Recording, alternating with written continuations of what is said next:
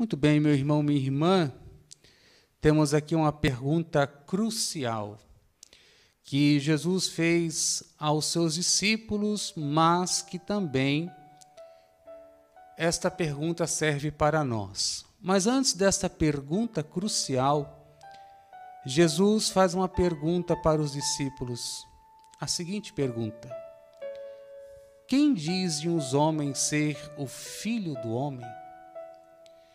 E aí então eles dizem: olha, Senhor, alguns acham que o Senhor é o Elias, outros acham que o Senhor é o João Batista, ou alguns dos profetas. E o que isso significa?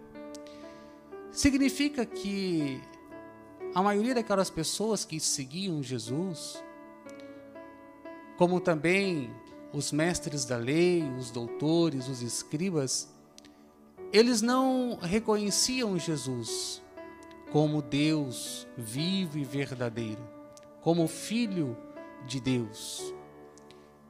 Eles viam como um homem bom, um homem justo, um homem diferenciado, alguém enviado por Deus, mas não que ele era realmente o Filho de Deus. E aí em seguida Jesus então pergunta, agora de forma mais particular, de forma mais íntima: e vós, quem dizeis que eu sou? Por isso que eu dizia que é uma pergunta crucial, porque Jesus também pergunta para mim e para você: quem eu sou para você?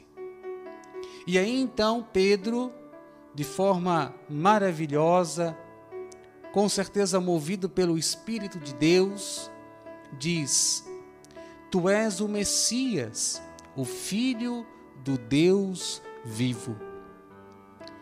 A opinião dos discípulos acerca de Jesus vai muito além da opinião comum.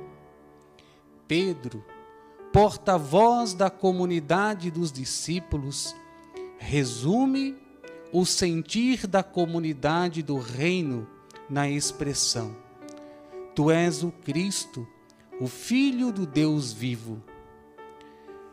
Nesses dois títulos resume-se a fé da igreja de Mateus e a catequese aí feita sobre Jesus.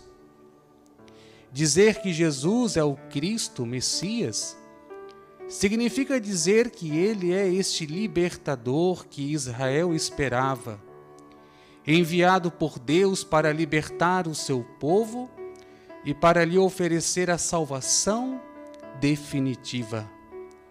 No entanto, para os membros da comunidade do reino, Jesus não é apenas o Messias, o enviado, é também o Filho de Deus. No Antigo Testamento, a expressão Filho de Deus é aplicada aos anjos, ao povo eleito, aos vários membros do povo de Deus, ao rei e ao Messias rei da linhagem de Davi. Designa a condição de alguém que tem uma relação particular com Deus, a quem Deus elegeu e a quem Deus confiou uma missão. Definir Jesus como Filho de Deus significa não só que ele recebe vida de Deus, mas que vive em total comunhão com Deus, que desenvolve com Deus uma relação de profunda intimidade e que Deus lhe confiou uma missão única para a salvação dos homens. Significa reconhecer a profunda unidade e intimidade entre Jesus e o Pai, e que Jesus conhece e realiza os projetos do Pai no meio dos homens. Os discípulos são convidados a entender dessa forma o mistério de Jesus. E eu e você também somos convidados, nós que somos discípulos e missionários do Senhor, a entender este mistério. Claro que mistério nós não compreendemos plenamente, neste mundo? Vamos compreender somente na eternidade ou quando o Senhor voltar? Mistério nós só compreendemos uma parte. Mistério não é enigma, mas compreendemos, mas não na sua totalidade. E como é que nós vamos então compreender este mistério de que Jesus é o Messias, é o Filho de Deus? Se nós fizermos uma verdadeira experiência com Jesus. Senão nós vamos olhar para Jesus e vamos dizer que Ele é o maior psicólogo do mundo. Vamos dizer que Ele é um grande líder, que Ele é o mestre da sensibilidade. Nada contra Augusto Cury, pelo amor de Deus, livros são maravilhosos. Mas nós podemos ter um olhar, uma ótica somente humana de Jesus e não transcender, não ver Ele como Deus, o Verbo que se fez carne e habitou no meio de nós. Deus que arma sua tenda em meio à humanidade e assume a nossa fragilidade para nos libertar de todo o mal do pecado, da morte e de Satanás. Então que nós possamos abrir o nosso coração ao Senhor, deixar o seu Espírito nos conduzir, porque vai dizer São Paulo, só quem está no Espírito Santo pode dizer que Jesus Cristo é o Senhor. Porque dizer de boca para fora, todo mundo diz. Mas agora quando sai das entranhas, que sai do coração, da alma, é só quem faz verdadeiramente uma experiência com o Senhor. E prosseguindo na reflexão, até então dando um pouco mais de atenção à pessoa de Jesus, agora eu quero dar um pouco mais de atenção à pessoa de Pedro. O que é que significa Jesus dizer a Pedro que ele é a rocha sobre a qual a igreja de Jesus vai ser construída? Significa que a base firme e inabalável sobre a qual vai assentar a igreja de Jesus é a fé que Pedro e a comunidade dos discípulos professam. A fé em Jesus como Messias, Filho de Deus vivo. Para que seja possível a Pedro testemunhar que Jesus é o Messias, Filho de Deus, e edificar a comunidade do reino, Jesus promete-lhe as chaves do reino dos céus e o poder de ligar e desligar.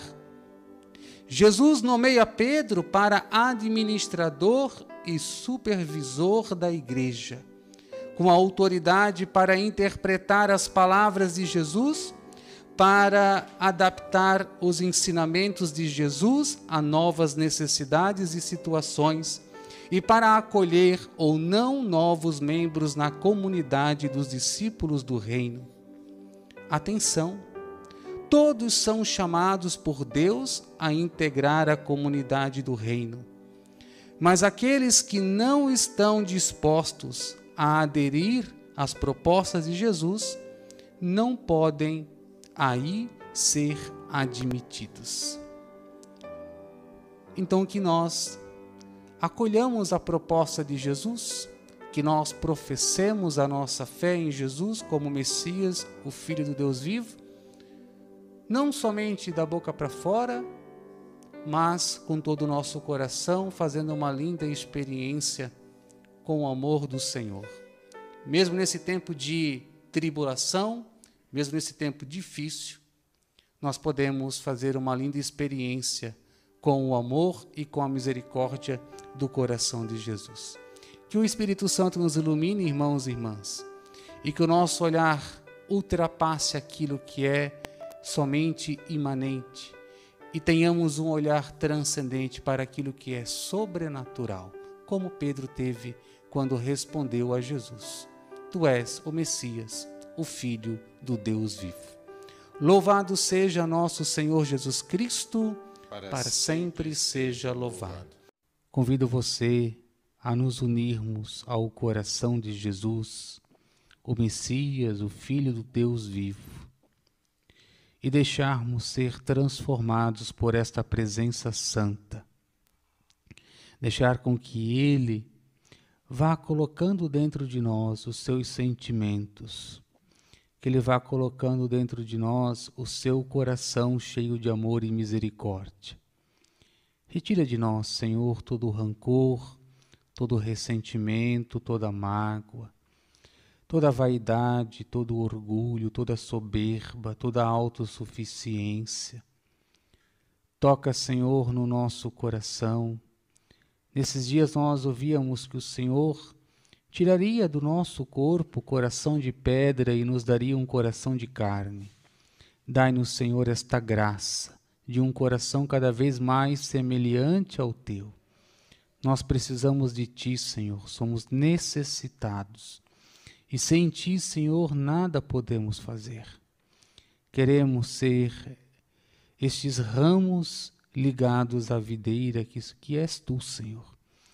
E ligados a Ti, de Ti provém, Senhor, toda a seiva, vem o Teu Espírito, vem a Tua vida, vida plena, vida em abundância. Transforma-nos, Senhor, dai-nos mais fé, mais esperança e mais amor.